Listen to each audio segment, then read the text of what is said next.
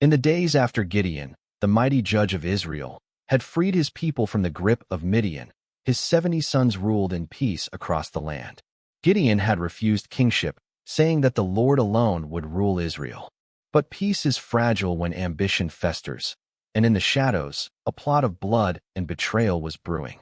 Among Gideon's sons was Eliezer, a warrior of honor and strength, loyal to his father's legacy. But he had a half-brother, Abimelech, the son of a concubine, ruthless, cunning, and consumed by a hunger for power. And when Abimelech struck, the land of Israel would run red with blood. The night of betrayal. After Gideon's death, Israel had no king, and Abimelech saw an opportunity. He traveled to Shechem, his mother's homeland, whispering poison into the ears of its leaders. Why should 70 men rule when one strong king can lead? He said, I am of your own blood. Make me king, and I will bring Shechem to power. The men of Shechem, swayed by greed and the promise of rule, gave Abimelech 70 silver pieces from the temple of Baal. With this blood money, he hired mercenaries, ruthless killers with no loyalty, only a thirst for coin. Then, in the dead of night, he struck.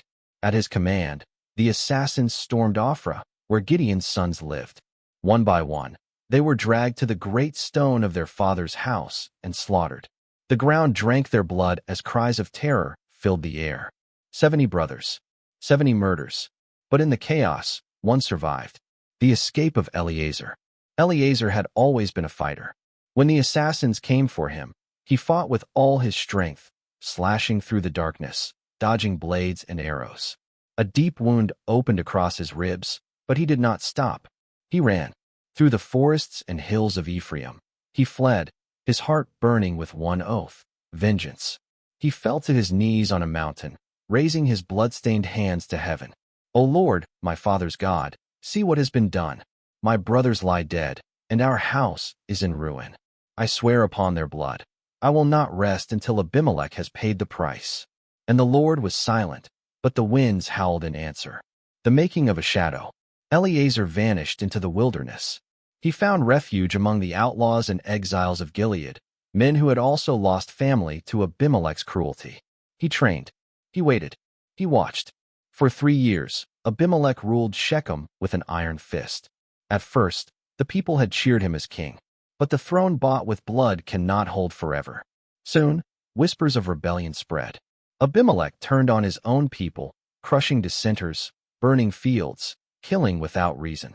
And when the city of Shechem rose against him, Eliezer saw his moment. The battle for Shechem. Shechem's rebellion was swift, but Abimelech was ruthless. He marched against his own people, setting the city ablaze, slaughtering its leaders. The cries of men, women, and children filled the night as flames consumed what was once his stronghold. But in the smoke and ruin, Eliezer struck.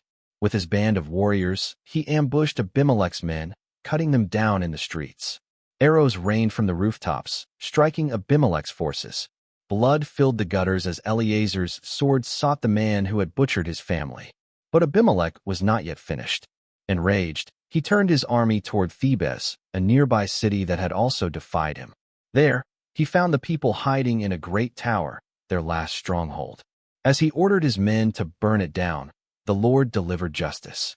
From the top of the tower, a woman cast down a great millstone, a heavy grinding stone used for crushing grain. It struck Abimelech's skull, shattering it.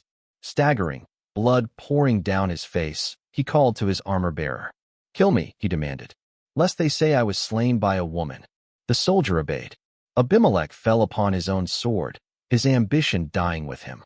The oath fulfilled. From the shadows of the battlefield, Eliezer watched. He had sworn to kill Abimelech, but the Lord had taken vengeance first. Justice had come not by the sword of man, but by the judgment of God. Eliezer knelt among the ruins, the cries of his slain brothers echoing in his mind. He had lived for vengeance, but now he saw the truth. Vengeance belongs to the Lord. And so, he walked away, leaving behind the blood-stained past. Let's pray. Lord, when we are wronged, give us the strength to trust in your justice. Let us not be consumed by vengeance, but seek righteousness instead. Teach us that all wickedness will fall before your judgment, and that no evil can stand against you. May we walk not in hatred, but in faith, knowing that your justice is greater than our own. Amen. If you loved this epic, untold Bible story, make sure to like, share, and subscribe for more incredible biblical tales.